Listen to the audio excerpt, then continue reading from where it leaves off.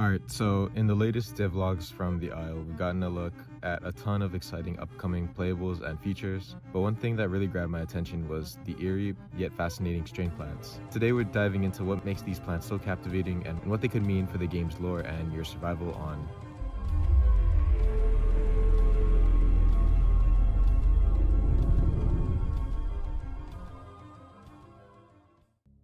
First, let's start things off with the Metallivore. This plant's purpose is to break down inorganic objects around the island with its corrosive, armored grip, leaving a ghostly frame of what once stood in its place. Its roots branch off of knots, which can propagate new knots. The roots are segmented and resemble a reptilian-like tail or something like an alligator. In the concept art, it can be seen binding itself over a shelter and a light pole. I can imagine a new hotspot for players where this plant has fully taken over human structures and has now become another sanctuary for smaller dinosaurs to hide in. Since this plant is connected to strains, its skeletal design looks a lot like the armor and plating of the hyper-endocrine creatures we've seen so far, and will be a common theme among the next plants. One of the others has elements of what I think is the tesoplastic strain as well. Next we have the Mendys. Likely engineered for stealth, these plants are almost indistinguishable from their environment, until it's too late. Their primary hunting system? Vines laced with claws, turning the entire structure into a reactive, living weapon.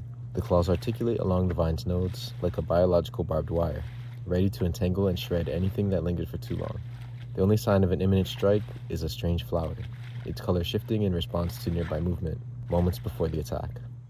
There also seems to be a spud part of the plant in the concept art that could be beneficial for herbivores. Just don't stay for too long, or you'll be next. This could also be how herbivores gain strains if there are ever edible strain plants, or it could provide buffs to your diet or stats. Up next, we've got something that's been engineered to be the ultimate perimeter defense. The Razorbark isn't just a plant, it's a living deterrent. With bark that slices, thorns that twist, and a temper you definitely don't want to test. The plant also comes equipped with graspers for sticking itself to walls and other vertical surfaces. I feel like we'll end up seeing this plant being located near or outside of important human structures. Not just to keep the bad things out, but maybe to keep even worse things in. The concept art even shows it growing over what looks like concrete flooring, or maybe it just clears out everything around it to make space for itself. Last up is one of my favorites so far, the mighty Arbourburst Redwood.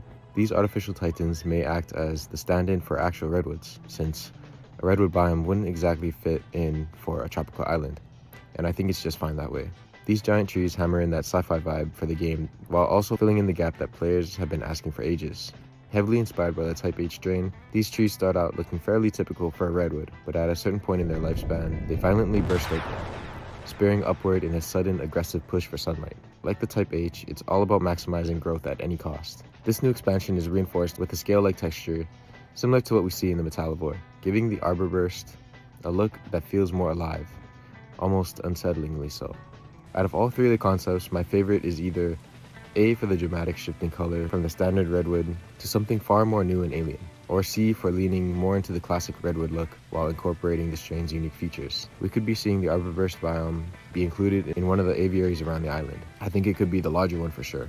A YouTuber known as Mamivs looks like they've gotten into the larger dome somehow. I tried, but I couldn't find an entrance. Anyways, I'll drop the clip and you guys can check it out.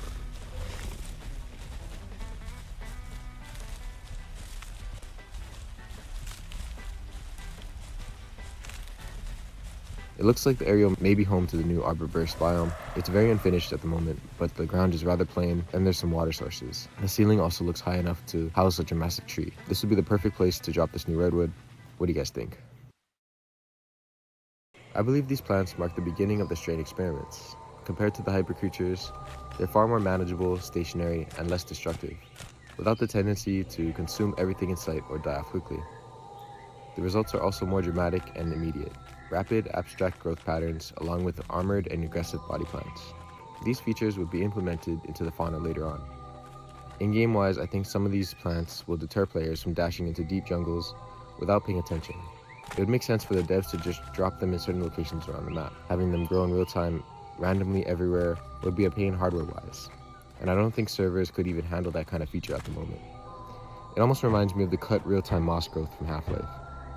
Anyways, that's all for today. What do you guys think about the new strain plants? Leave your suggestions and ideas in the comments below, and don't forget to like and subscribe for more. Thank you.